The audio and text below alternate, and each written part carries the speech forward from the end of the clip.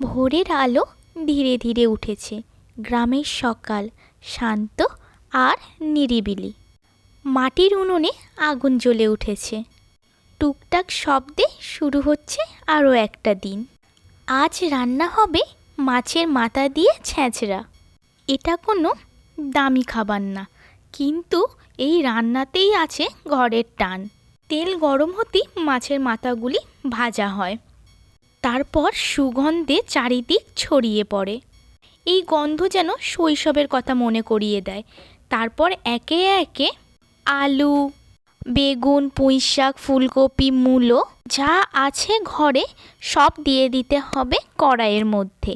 একটু ভেজে নিয়ে দিয়ে দিতে হবে মাছের মাথাটা, আর অল্প একটু চিনি আর অল্প অল্প জল দিয়ে কষিয়ে নিতে হবে। তারপর দিতে হবে এর মধ্যে একে একে হলুদ, লবণ, একটু আদা, রসুন, কাঁচা লঙ্কা বাটা।